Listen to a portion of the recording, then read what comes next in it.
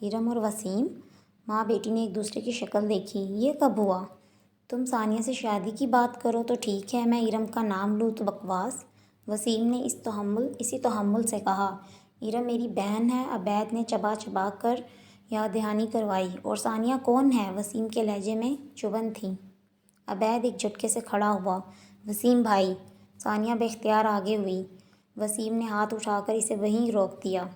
تم جان بوجھ کر ارم کو درمیان میں لائے ہو؟ عبید نے غصے سے مٹھی بھینجی۔ وسیم نے دونوں ہاتھ عقب میں باندھ کر افسوس سے اسے دیکھا۔ میں صرف یہ سمجھانے کی کوشش کر رہا ہوں کہ بہنوں بیٹیوں کے رشتے اس طرح نہیں ہوتے۔ کوئی معاشرتی تقاضا، کچھ خاندانی روایات بھی ہوتی ہیں۔ مجھے تمہارے اور ثانیہ کے رشتے پر کوئی اعتراض نہیں ہوگا، مگر اس وقت جب تم اپنے والدین کے ساتھ آؤ گے۔ عبید نے مڑ کر بے بسی سے ثانیہ کو دیکھا اور تیزی سے مڑ کر وہاں سے نکلتا چلا گیا۔ ثانیہ کی رنگت زرد پڑ گئی۔ اس طرح صاف انکار کرنے کی کیا ضرورت تھی؟ نادرہ کو ہوش آیا۔ انکار نہیں کیا۔ وسیم نے لب کاٹتی ثانیہ کو دیکھ کر اس کے دل کا حال پڑھ لیا۔ اور اسے بھی سمجھا دیں، رشتے مان سمان کے ساتھ ہوتے ہیں، اس طرح اکیلے لڑکے کو کوئی اپنی بیٹی نہیں دیتا۔ وہ بات مکمل کر کے چلا گیا۔ ثانیہ نے بیٹھ کر رونا شروع کر دیا۔ وہ آ تو گیا تھا، بس ساری دنیا مل کر میری محبت کی دشمن بن جا۔ دور ہوئی درختوں کی قطاریں سر جوڑے کولتار کی سڑک پر سایہ کیے رہتیں۔ ابھی بلدیہ کی گاڑی چھڑکاؤ کر کے گئی تھی، اس لیے مٹی کی بو، اس لیے ٹھنڈک اور سکون کا احساس ہر چیز پر غالب تھا۔ فیصل سہیل کے کہنے پر فرح کو سمجھانے پر آمادہ ہوا۔ ہو سکتا ہے وہ تیسرے بندے کی بات سن لے۔ گھر والے تو اسے دشمن ہی لگتے تھے۔ کیوں گھر والوں کو پریشان کر رہے ہو؟ فیصل نے ساتھ چلتے فرح کو دیکھا۔ اس کا چہرہ کمزور اور رنگت سنبھلائی ہوئی تھی۔ میں نے کسی کو پریشان نہیں کیا، سارا قصور ان کا ہے۔ اس نے سڑک کو ٹھوکر ماری۔ انکار ثانیہ نے کیا تھا، ان کی وجہ سے کیا تھا؟ اس نے تیزی سے جواب دیا۔ اب اس بات پر بھی چڑ ہو رہی تھی کہ فیصل سہیل کا کولیگ، ایک غیر انسان، اس کی اور ثانیہ کی بات کیوں کر رہا تھا؟ کیونکہ جو میں جانتا ہوں وہ کوئی نہیں جانتا، فیصل نے پورے یقین سے کہا۔ اس نے ثانیہ کو عبید کے ساتھ اس کے فلیٹ پر دیکھا تھا، اور اس سے ذرا پہلے ہسپتال میں، جب فرح کی ماں ثانیہ پر برس رہی تھی۔ وہ تبھی وہاں پہنچا تھا۔ یہ وہ لڑکی ہے جس کی خاطر اس کے کولیگ کے بھائی نے خودکشی کرنا چاہی؟ اس نے ہمدردی سے لڑکی کو دیکھا۔ یہ وہ لڑکی ہے جس سے عبید محبت کرتا ہے اور اس کی خاطر گھر چھوڑ کر بیٹھا ہے؟ چند لمحوں کے بعد ہی اسے یاد آ گیا کہ اس نے ثانیہ کو کہاں دیکھا، اور اب ہمدردی کے بخار میں مبتلا وہ مڈل مین بنا فرح سے بات کر رہا تھا۔ وہ تم سے شادی کرنا نہیں چاہتی، میرے گھر والوں کی زبان مت بولو۔ فرح کو تاؤ آ گیا۔ وہ مجھ سے محبت کرتی ہے۔ وہ تم سے محبت نہیں کرتی فرح، فیصل نے زور دے کر کہا تو فرح ٹھنک کر رک گیا۔ اور جس سے محبت کرتی ہے اس سے ملنے میرے فلیٹ تک آ گئی تھی۔ فرح کا چہرہ پتھرا گیا، نظریں فیصل کے چہرے پر جم گئیں۔ یہی تو کہہ رہا ہوں کہ جو میں جانتا ہوں وہ تم نہیں جانتے۔ وہ عبید سے ملنے میرے فلیٹ پر آئی تھی، ورنہ میں کیا جانوں ثانیہ کون ہے؟ فیصل کی نیت بری نہ تھی، مگر اس کا وقت خراب تھا۔ اس نے سوچا محبت دو محبت کرنے والوں کے درمیان سے تیسرے کو نکال کر ثواب کما لے۔ فرح نے تو ثواب دارین کا ہی اہتمام کر دیا۔ اس کا گھونسلہ فیصل کے چہرے پر پڑا۔ وہ لڑکھڑا کر عقب میں درخت سے ٹکرایا۔ ثانیہ پر الزام لگانا بند کرو۔ کئی لمحے تو سر پر چڑیا، طوطے، کوے ناچتے رہے۔ آج کے بعد اگر ثانیہ کا نام بھی لیا تو میں جان سے مار دوں گا۔ فیصل خاموشی کے ساتھ درخت کے پاس ڈھیر ہو گیا۔ اس کا جان سے جانے کا کوئی ارادہ نہ تھا، اور جب یقین ہو گیا کہ فرح وہاں سے جا چکا ہے، تب اس نے ٹٹول کر جیب سے موبائل نکال کر وائس نوٹ بھیجا۔ سہیل بھائی، وہ پاگل ہو چکا ہے، مجھے جان سے مارنے والا تھا۔ میری توبہ جو آج کے بعد اسے کچھ سمجھانے کی کوشش کی، اور جب حقیقت اس کے سامنے آئے گی تو خود پتہ چل جائے گا۔ شکر ہے ناک بچ گئی۔ اگرچہ گال پر ٹیسیں اٹھ رہی تھیں، کمرے کی کون سی چیز تھی جو فرح نے نہیں توڑ دی تھی؟ دادی کو 2 گھنٹے پہلے ہی شبیر احمد لے کر گئے تھے کہ وہ وارد ہوا، بیڈ شیٹ تک پھاڑ کر نیچے پھینک دی۔ عجیب وحشی پن تھا۔ سہیل کو طیش آ گیا۔ تمہارا دماغ ٹھیک نہیں ہے، یہی صورتحال رہی تو ایک دن پاگل خانے داخل کروانا پڑے گا۔ آصفہ اور رابعہ دوڑیں۔ دونوں بھائی آمنے سامنے کھڑے تھے جیسے کوئی دشمن ہو۔ کتنے پیسے دیے تھے اس الو کے پٹھے کو؟ کس کی بات کر رہے ہو؟ جس کا منہ توڑ کر آیا ہوں۔ تمیز سے بات کرو، اس کی ہمت کیسے ہوئی ثانیہ پر الزام لگانے کی؟ وہ دھاڑا۔ رابعہ نے ڈٹ کر سہیل کا بازو تھام لیا۔ یا اللہ، یہ لڑکی کہیں دفعہ کیوں نہیں ہو جاتی؟ نہ جانے اور کتنوں کو لارا لگا کر رکھا تھا۔ آصفہ نے اپنا سر پیٹ لیا۔ خبردار خبردار، جو ثانیہ کے خلاف ایک لفظ بھی کہا۔ ہاں، ہم سب کے سب جھوٹ بول رہے ہیں، ہم پر یقین نہیں تو اپنی بھابھی سے پوچھ لو۔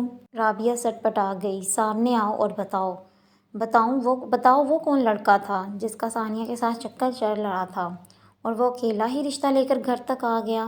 رابعہ سٹپٹا گئی۔ اسے خبر بھی نہ ہوئی کہ اس کی پھپھو پلس ساس کو الہام بھی ہوتے ہیں؟ یہ تو کل شام کی بات تھی اور آج صبح اسے پتہ چلا تھا۔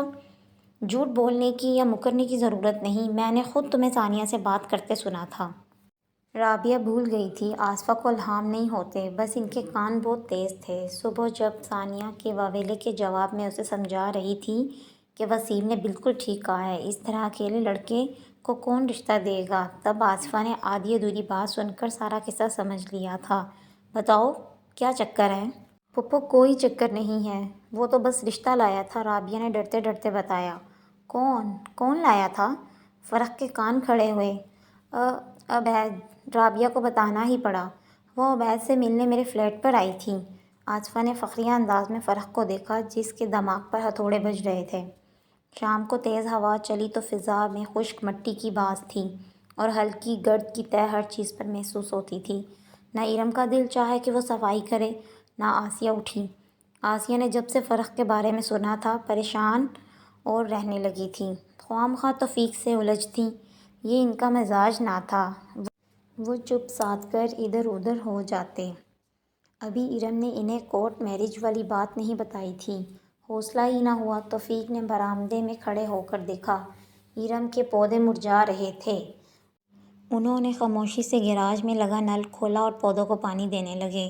ذہن بھٹک کر فیصل کی طرف چلا گیا۔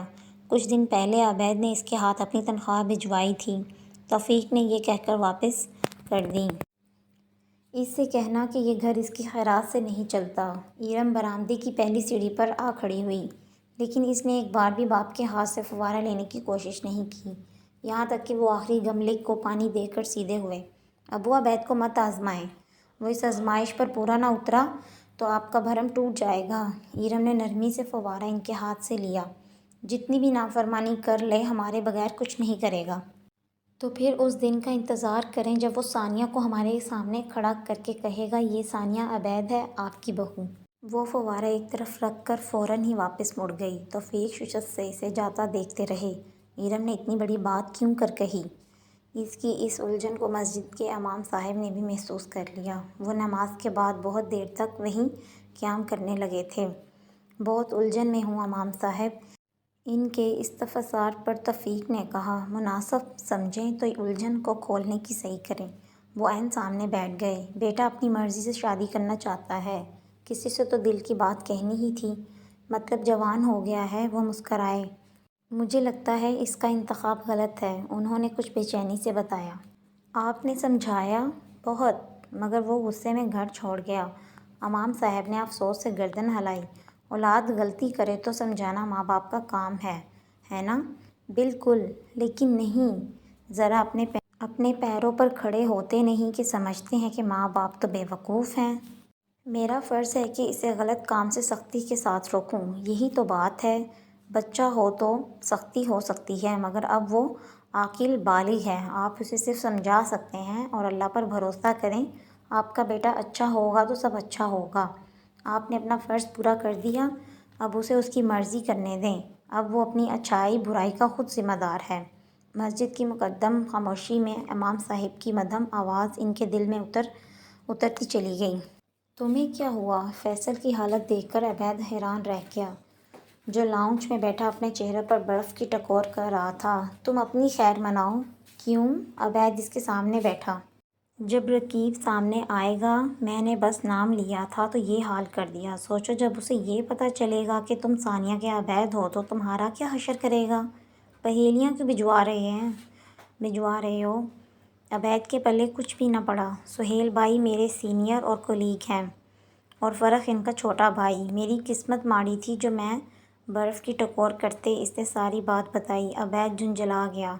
تمہاری قسمت نہیں، تمہاری مت ماری گئی ہے۔ میں تو تمہاری دوستی میں گیا تھا، دوست کے راستے کے کانٹے چننے گیا تھا، یہ منہ لال لال کر کے آیا ہوں۔ وہ رونے والا ہو گیا۔ پیارے دوست، اسے آبیل مجھے مار کہتے ہیں۔ مجھے تو بیل نہیں، ایک ہی ٹکر ماری ہے۔ تم اپنی خیر مناؤ، تم اس کے ہاتھ لگے تو تمہارے ساتھ کیا کرے گا؟ فیصل نے ڈرایا۔ میں نے چوڑیاں نہیں پہن رکھیں۔ عبید کو تاؤ آ گیا۔ بیٹا، یہ محاورہ پرانا ہو گیا ہے۔ فیصل کا لہجہ طنزیہ تھا۔